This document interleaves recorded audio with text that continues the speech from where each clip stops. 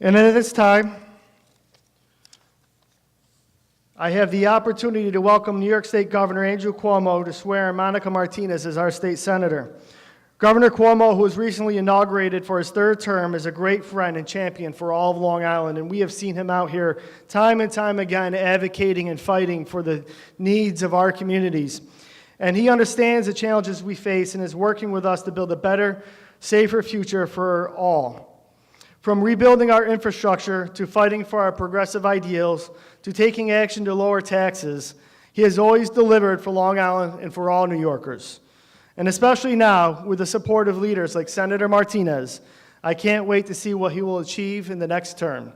And so now it is my great pleasure to introduce Governor Cuomo, our 56th Governor of New York, Andrew Cuomo.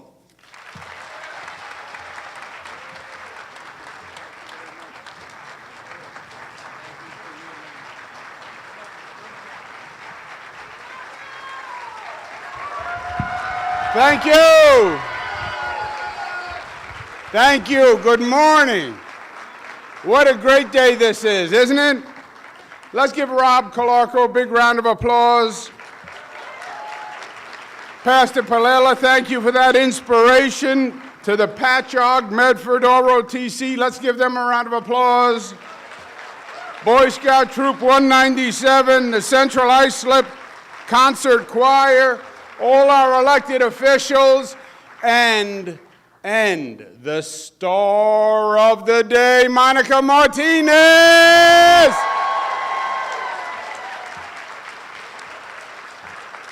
It is my honor to be here, and I am very excited. And before I call Monica up, just a couple of quick points. First, I have been in and around government a long time. I'm only 21 years old, but I started. Why? That's not funny. Is it that obvious? We are at a moment in time unlike anything else.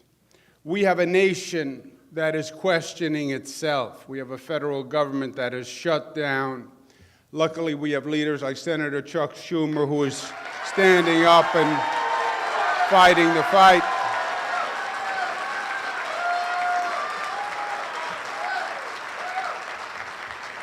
But we are in trouble. We are in trouble. We have a hostile federal government that doesn't believe what we believe. It's that simple.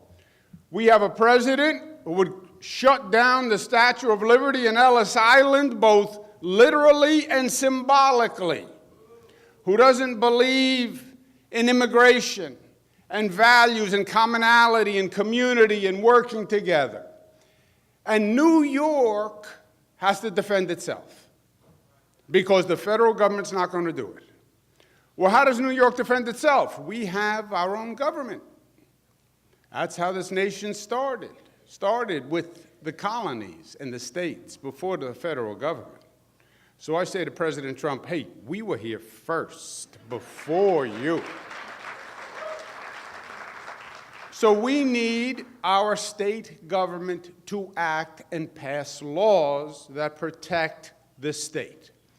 They want to end a woman's right to choose, we're going to pass laws that protect a woman's right to choose.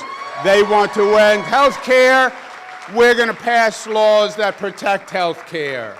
They want to denigrate our environment, we're going to pass laws that protect our environment. So we need a state government that works. I've been governor for 8 years. We've always had a Republican state Senate. By the way, we've had a Republican state Senate for many, many years. And Democratic Assembly, Republican state Senate, it takes two to tango. The Republican Senate blocked many of the initiatives that we wanted to pass. And as governor, frankly, I felt like I was fighting with one arm tied behind my back. We are now liberated with a Democratic Senate that can actually achieve what we want to achieve.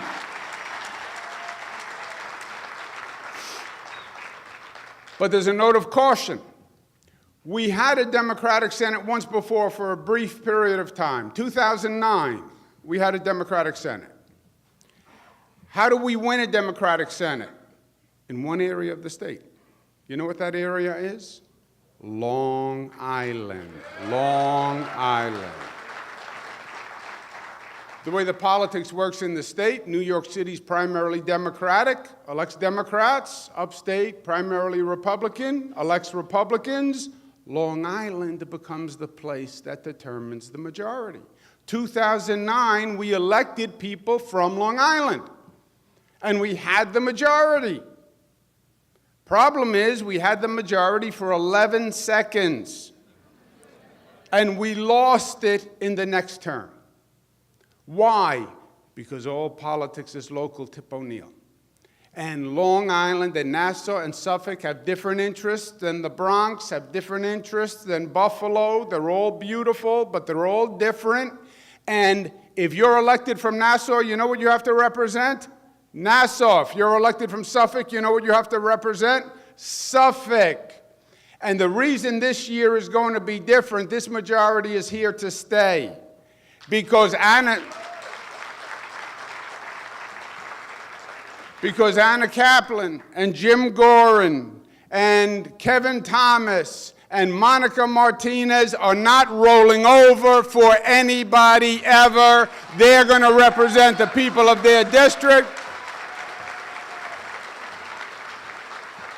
The second reason is we have a Senate leader who is as sophisticated and talented a leader as I have ever worked with. Andrea Stewart-Cousins is the new leader.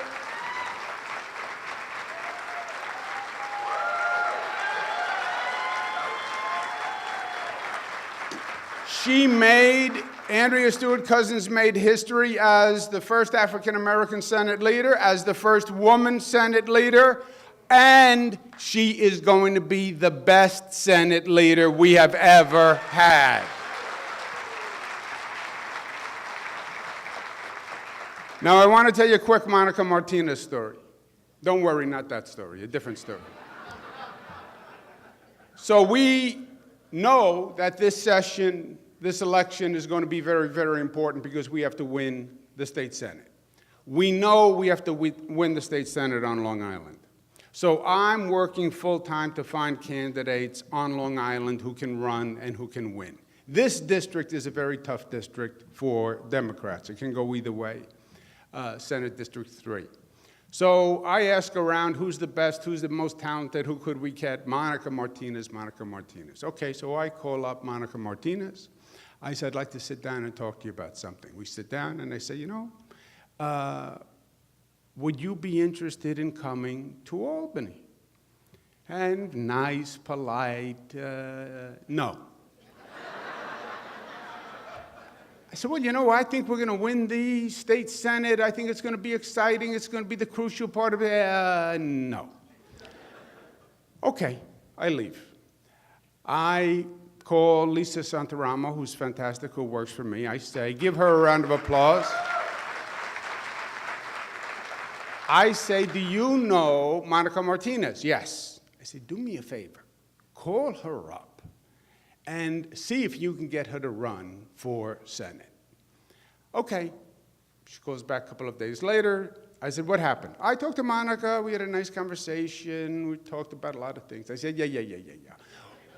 What about running for the Senate? I don't think really that she sees that at this time. No. I said, all right. I don't give up. I call County Chair Rich Schaefer.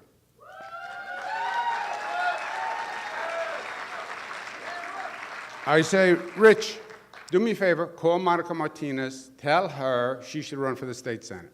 Okay, hang up, phone rings 7 minutes later.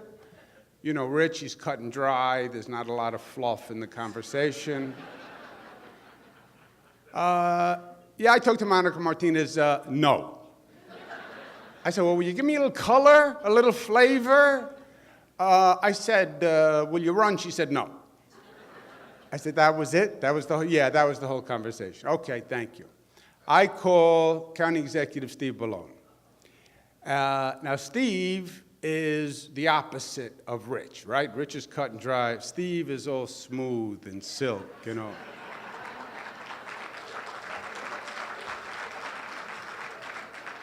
Hello, Steve. Hello. What a beautiful day. Isn't it a beautiful day?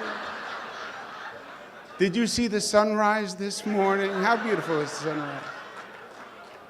Oh, it was so beautiful. I went out and I had tea, chai tea, watching the sunset rise. There's nothing like chai tea and a sunrise, Governor, isn't there? I said, I wouldn't know, Steve. I wouldn't know. I said, do you know Monica Martinez? Ah, Monica Martinez, yes, a delightful soul, a good spirit. I said, that's nice, that's nice. Will you call Monica Martinez, see if you can get her to run? Okay, calls me back. I think it's fair to say that at this time in her life, she does not see her future and destiny going to Albany. But she understands the existential circumstances of the world, and there could be a time in the future when circumstances may change. I said, what are you talking about? What did she say? She said, no. I said, all right. I called up Monica Martinez. I said, I want to see you one more time. She said, can I guess what it's about? I said, oh, no. It's going to be a surprise. I go to see Monica Martinez, and what dawned on me was I was asking her the wrong question. The question is not, do you want to go to Albany?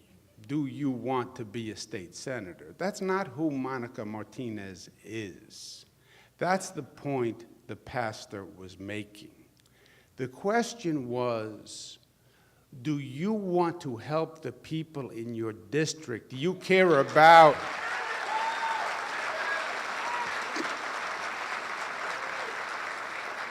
Do you want to fight crime? Do you want to improve education? Do you want to stand up and show this model another nation, another example of what this nation can be?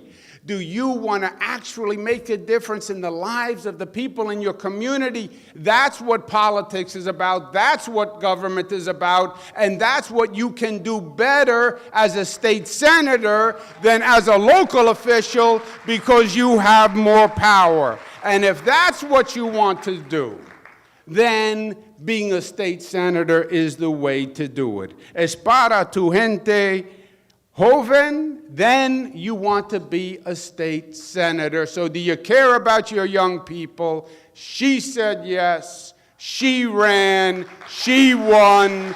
She's going to make a difference in the community. Let us bring Monica Martinez to the stage, and let's make Monica Martinez Senator Monica Martinez.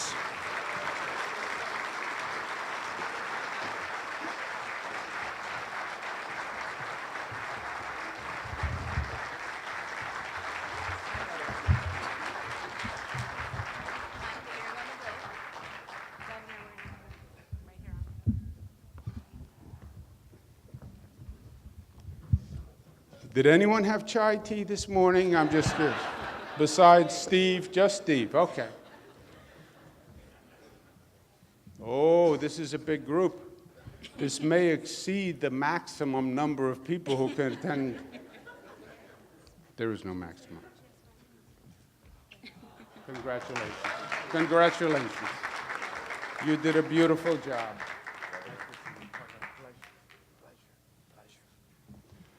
Okay, if you put your left hand on the Bible, raise your right hand, please.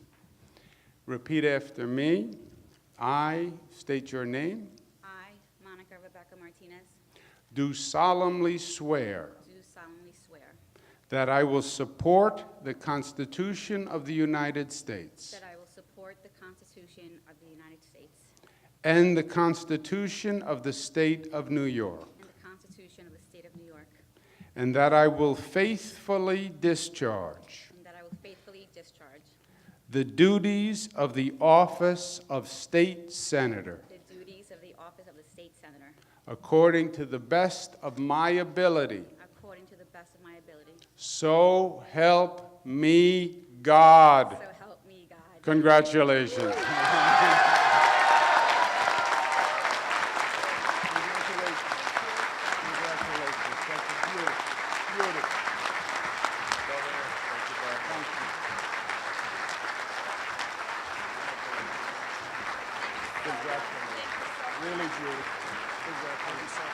Thank you. Please, first of all, thank you. It's a great day, for sure. So I think it's still morning, right? But I just want to say good morning y buenos días aquí en Brentwood. We are here today. And thank you all for being here on this cold Saturday morning. I'm truly humbled by the turnout, by the participation of so many who are here today. From our governor who swore me in, to our U.S. Senate Minority Leader Chuck Schumer, to our presiding officer, Rob Calarco, who he is a friend, and I will tell you, throughout this entire journey, he has been by my side, and I could not have asked for a better colleague to go through this with than Rob Calarco. Rob, thank you. Babylon Town Supervisor and Chairman, Rich Schaefer, thank you. He has definitely been a guiding light. And yes, considers me his little sister as well, and I treat him like a big brother as well. Suffolk County Executive Laura Curran, thank you so much for being here. In the time as a legislator, I would cross boundaries and would end up in Nassau press conferences regarding on the issue that was at hand, and usually dealt with people who were in need of certain services. So thank you for your leadership over in in Nassau, and another glass-breaking individual as the first female county executive in Nassau County.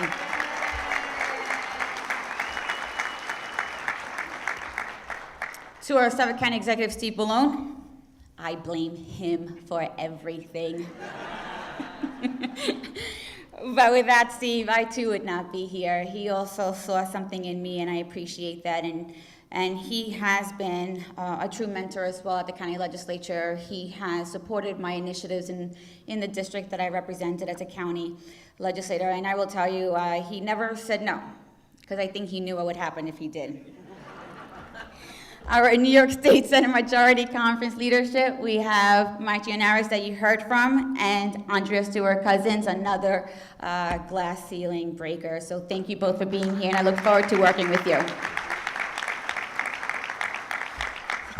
To the Brentwood School Administration, thank you so much. Superintendent Rich Lochner at one point was my high school principal when I taught, not like when I was a student. We have Brentwood High School Principal John Callan, who was also my boss when I was an administrator. But I also have someone here very special to me before I continue, and that is former, well, I don't think you were a principal, right, Mr. Callan? No, but he was my department head. So Mr. Callan, so there are two Mr. Callans. One is junior, one is senior, but they're really not junior and senior, but they have the same name. And John Callan Jr., as he is referred to, was my boss when I was an administrator. But John Callan Sr. hired me as a teacher here in the Brentwood School District 18 years ago. I interviewed with him. He saw something in me and hired me. I was one of 8 and the only female in that crowd that he hired that year. So thank you, Mr. Callan. So when I saw him here today, it just brought tears to my eyes, because he also was a man who saw something in me, who wanted me in a leadership position, who actually pushed me to get my administrative degree, to become an assistant principal. Well, he wanted me to be department head and take the steps, and then he retired. And I will tell you, those shoes has been very difficult to fill. So thank you so much for everything that you have done in making me who I am today.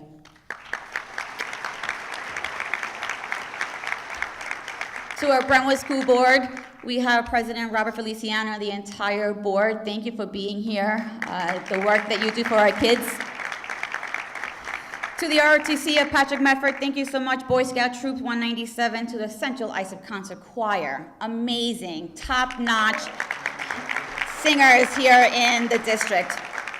Pastor Anthony Palella, I'm not sure if you're still here, but thank you so much, and I look forward to continuing our work together. And I know that coming from Medford, you came out to Brentwood to help my community, and we do have Hope Day. And Hope Day, if you do not know what Hope Day is, it says it all. And it's pastors coming together and bringing services to the community and making sure that they do have hope for the next day, and that there are people who do care for them. So thank you for leading that charge as well. And to all my colleagues in government on both sides of the aisle, I am so glad to see that we are actually here together, because today's event for me is of that. It is of unity. It is of coming together to make sure that we represent the people of the third together, because they need both of us. And I know that we're going to be able to do that with every single one of you on both sides and on all levels of government. So thank you for being here. To our law enforcement and our military, we have here the 3rd Precinct being represented. So thank you for being here. And we also have Chief Cameron, Chief of Police. Thank you so much for being here and providing assistance in today's efforts. To the men and women of labor, woo! You know I could not forget you.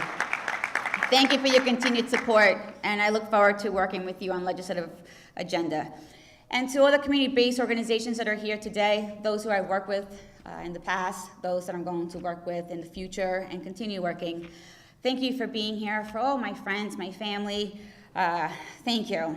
But before I continue, and I think that probably took most of my speech, but I really want to thank my family. And I always get emotional with my family. I love you too. They're always by my side. Mom, my dad, actually my dad has become my dog sitter. And, and that's where he is right now. But the sacrifices that you endured, Mom, leaving us all behind, you coming on your own, making sure that this was the place for us, I would never let you down. I love you.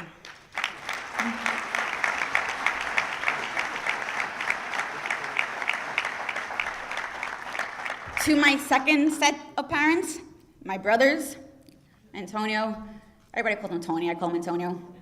My brother William, my sister Lorena, thank you for your guidance, for taking care of me as your little sister. And I know we keep getting older, but I will never catch up to you. So therefore, keep spoiling me, because I enjoy it, and I love being the little sister. And as many of you have heard, prior to me becoming involved in politics and becoming a county legislator and now a state senator, I taught in the Brentwood School District for 10 years and assistant principal here for 4. I actually taught 11th and 12th grade social studies in this building, last room on top of this building in Sonderling.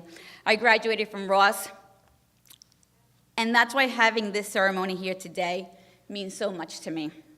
This school, the community, the people, the different cultures and religions that surround us are the things that gave me that drive and that determination to run for office 6 years ago, and to wake up every single day and fight the good fight for the people that I represent. I now have the honor and pleasure of representing the good people of the third with that same drive, that same passion, and that same determination. I would like to thank all the voters who put their faith in me on November 6th of 2018. I am eternally grateful for that support. We are at a time in our nation's history that we as Americans are faced with divisive political rhetoric at all levels of government and from all political parties. As we have discussed, this nation has long been divided by race, creed, religion, socioeconomic status, but in today's world, it seems we're divided along political ideologies. We are faced with polarizing political parties, a divisive 24-hour news cycle, a relentless barrage of attacks on social media. We are faced with answering such imperative and disputable questions that help define who we are as people. Questions such as, do we build walls or bridges? Do we lock doors or windows? Do we look inward or outward? Blue or red? We have a federal government who's attempting to answer these questions, due in part to the increasingly polarized world we live in.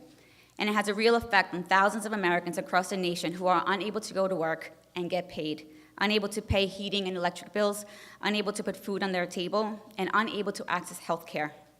And this is all because of political division and seeing who can pump their chest out more than the other. It is time that we put policy before party, The work needs to get done regardless of political banter. It is imperative that here in the state of New York, we do not allow the same level of divisiveness to overtake us. It is imperative that we look toward one another and find that we have more that unites us than divides us. It is imperative that we work together as one, as man and woman, as Republican and Democrat, as liberal and conservative, because first and foremost, we are Americans, we are New Yorkers, and best of all, we are Long Islanders.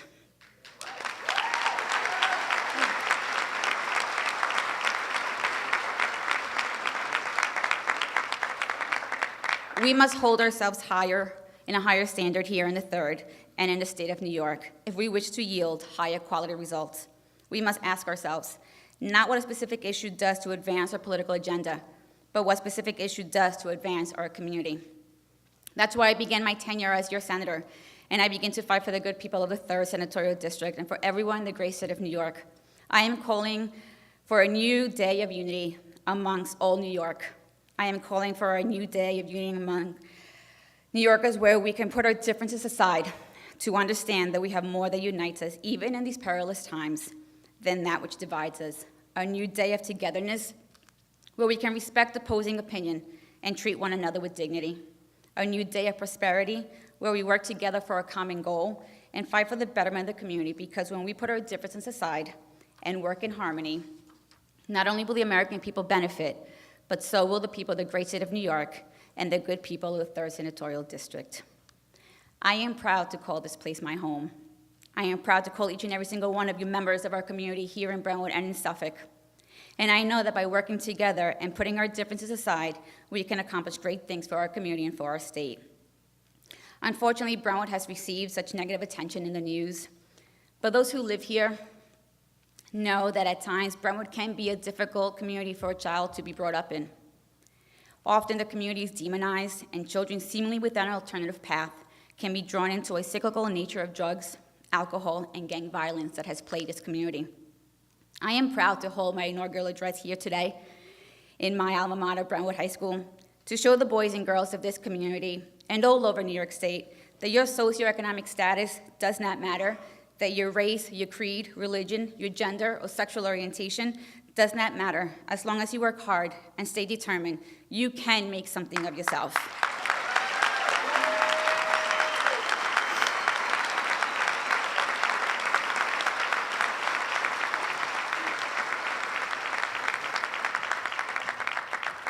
When elected officials actually pay attention to a community, instead of neglecting it, it will prosper.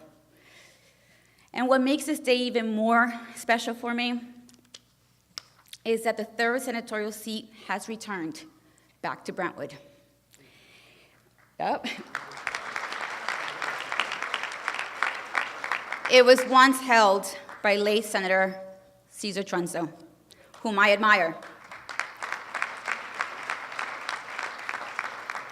A Republican who worked with both sides of the aisle to get the job done, who served in the New York State Senate from 1973 to 2008. 35 years of service, and throughout his tenure, he did what was best for his constituencies. And that's exactly what I want to do and will do. There will be items that the Republican Party may not agree with me, and that's okay. But of course, there will be, at the end of the day, it's my job to make sure that the quality of life is improved for all residents. Regardless of my personal opinions on anything, government should never stand in between a woman's right to choose over her health care. There is no law.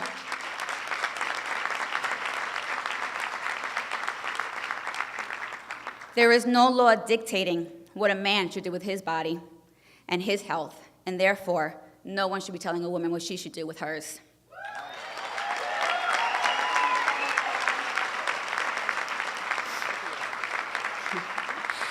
Government should protect students by passing stronger gun sense legislation. Students should go to school. Students should go to school to learn and socialize and not fear someone will come into their building with illegal possessions of a weapon and kill innocent lives. But I also will tell you this, no bill should ever infringe upon someone's Second Amendment right either. But we need to make sure that the guns do not fall into the hands of individuals who are not rightful and responsible gun owners. We need to bring education back to its foundation where teachers teach and not to a test and students learn.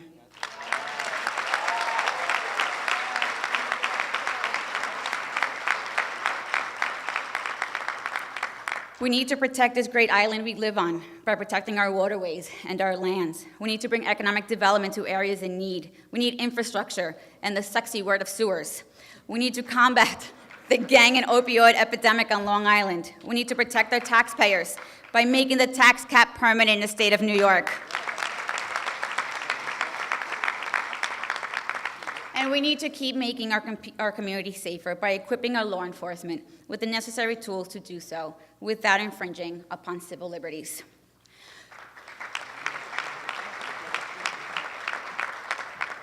We are facing some difficult times in our nation, but New York State can and will continue to lead the way. But the only way we'll see true progress if we work together. I look forward to working with my colleagues at all levels of government and state to bring Long Island finally its fair share. Thank you again. And I look forward to serving the 3rd Senatorial District.